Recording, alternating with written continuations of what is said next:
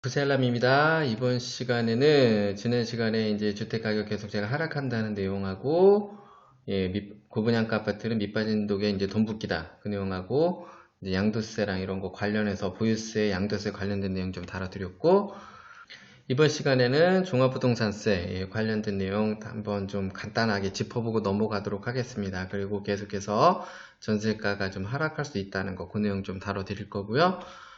오늘 이번 시간 내용은 주택가격이 계속 상승할 거라는 이제 부동산 전문가분들이나 주택가격이 계속 오를 것이라는 분들, 주택가격이 지금 하락한다고 하면 되게 흥분하시는 분들, 그런 분들하고 요즘 계속 또 기사에 나오고 있죠. 고분양가 아파트 이제 분양 받으라는 내용하고 뭐 현금 부자 줍줍, 분양 다 가져간다. 뭐 그런 내용들, 좀 얘기들이 좀 나오고 있는데, 과연 이렇게 이제 의견을 내시고 주장하는 분들이 종합부동산세 구조에 대해서 좀 알고 계신지 그 부분에 대해서 좀 의문이 있고요. 그 내용 관련해서 한번 좀 내용을 좀 다뤄보도록 하겠습니다.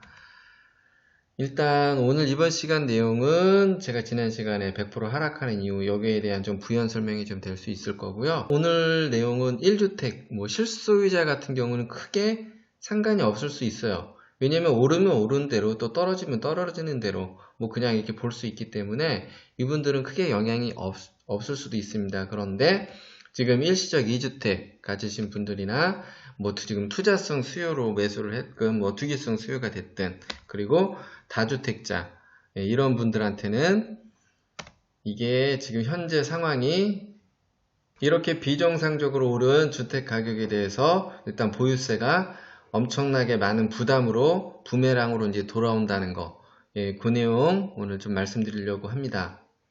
그리고 이렇게 주택 가격이 크게 이제 상승한 부분에 대해서는 주로 이제 담합도 무시 못하죠.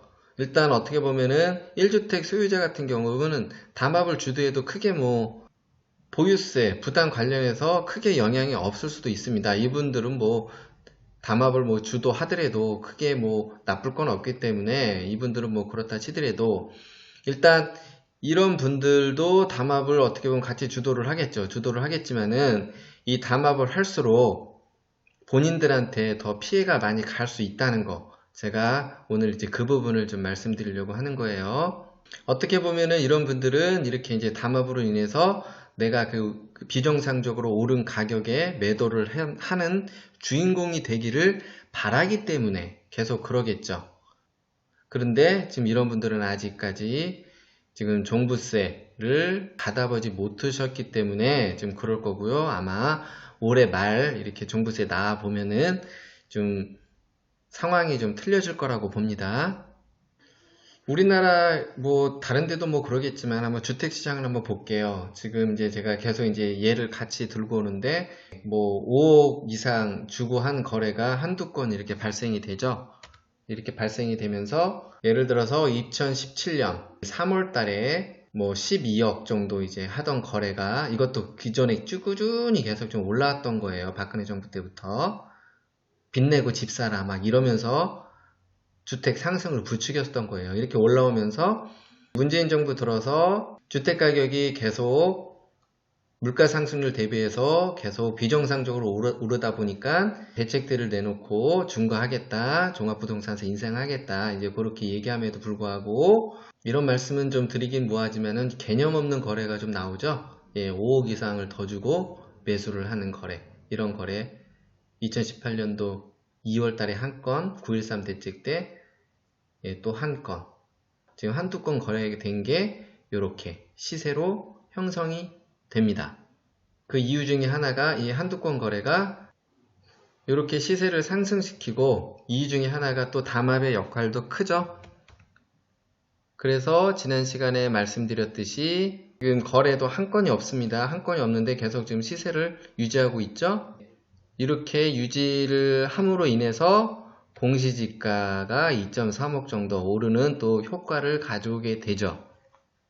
그러면서 어떤 현상이 이제 벌어지느냐, 제가 말씀드렸어요. 뭐 1주택 가지신 분들은 크게 뭐 영향이 없을 수 있어요. 그런데 이제 다주택자나 뭐 투기성 수요나 1주택 이상자, 일시적 2주택 그런 분들은 만약에 이런 비슷한 주택, 서울에 지금 다주택자들이 꽤 있기 때문에 이런 영향으로 인해서 이렇게 비슷한 조건의 주택 2개만 보유를 하고 있더라도 올해부터 보유세는 2천만 원 이상은 감안을 하셔야 된다. 이 부분에서 좀 보실 부분은 그거예요. 어쨌든 거래도 되지 않는 금액으로 금액만 좀 올려놓고 오히려 세금 부담만 더 하게 되는 지금 구조만 만들어 놨다는 거죠. 물론 모든 이제 당사자분들은 이렇게 매도하는 주인공이 될 거라고 지금 이렇게들 내놓고 계신데, 제가 앞서서 계속 말씀드렸지만은 그 주인공이 될 분들은 거의 드물 거다, 거의 없을 거라고 보는 겁니다. 제 예상대로라면은 이 상황으로 계속 가게 되면은 거래는 계속 안 될 거는 뻔하고, 그리고 종부세는 종부세대로 부담하고 나중에 주택가격이 지금 하락하면은 손해가 더 커질 수 있다는 거예요. 공시지가가 시세를 반영하기 때문에 일단 공시지가가 이렇게 시세대로 다 맞춰주고 있습니다. 이렇게 거래는 없지만은 이게 지금 시세라고들 다들 이렇게 내놓으시니까 그거에 맞춰서 지금 시세 이렇게 반영을 해주게 되고요. 이 부분은 제가 앞서서 보유세만 2,700만원 이상 나온다, 일시적 2주택 경우 제가 한번 설명을 드렸죠. 그거랑 지금 병행해서 보시면 될 거고, 이거를 제가 다시 가져온 이유는 그겁니다.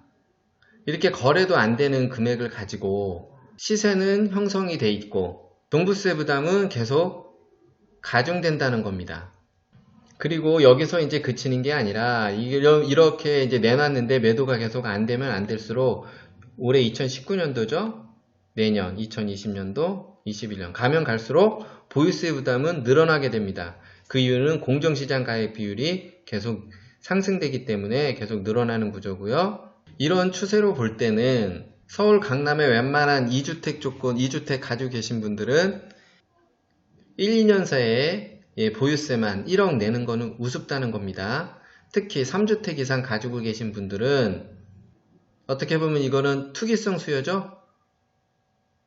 일시적 2주택도 아니고 이런 투기성 수요 같은 경우는 뭐 1, 2년 새에 거의 1억 가까이 보유세를 부담할 수 있는 이런 구조가 나오게 됩니다.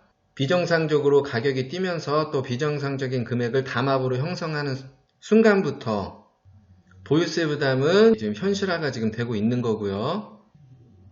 그리고 여기서 좀 눈여겨보셔야 될 거는, 뭐 재산이 진짜 많은 분들이면은 버틸 수도 있겠죠. 그렇지만은 그렇지 않은 분들, 뭐 투기성으로 뭐 투자용으로 뭐 했다고 하지만은 그런 분들은 매년 이 정도의 금액을 부담하는 거는 그리 웬만한 소득 갖고는 쉽지 않으리라고 봅니다.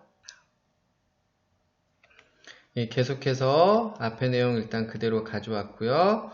여기서 제가 얘기하는 포인트는 그겁니다. 일단 한두 건 거래로 이렇게 비정상적으로 오른 금액이 지금 시세로 형성됐죠. 이 중에 저는 이제 담합도 큰 역할을 했다고 보는 거고요. 그리고 나서 일단 거래도 되지도 않는 게 공시지가 상승 효과만 가져왔다는 거죠. 그로 인해서 1주택 가지신 분들은 뭐 크게 뭐 부담은 없을지 모르겠지만은 일시적 2주택이나 이렇게 투기 수요성 매수, 뭐 투자성이 됐든, 그리고 다주택자 그런 분들은 매년 보유세 부담은 계속 커진다는 거죠. 레미안 STG 아파트 이제 2채 정도만 있으면은 매년 2천만 원 정도 이상씩은 지금 나올 거고요. 그 이상일 경우에는 물론 더 나올 거고요. 그리고 제가 말씀드렸듯이 공정시장 가액 비율 매년 올라가기 때문에 계속 종부세 부담은 지금 가중될 거고요.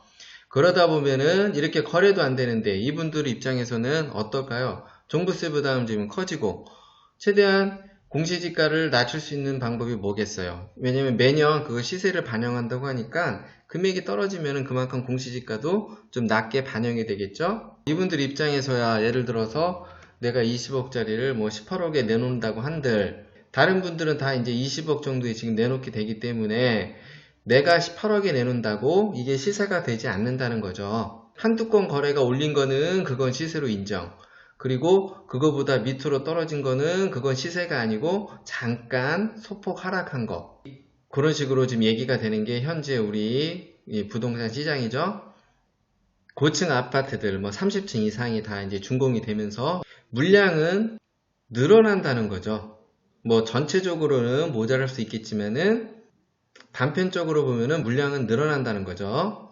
그리고 이렇게 한 해, 두 해 가면서 보유세 부담이 이제 가중될수록, 그리고 주택 매매가 안 될수록 계속해서 주택 가격은 지금 낮게 내놓을 거는 저는 기정사실이라고 보고요.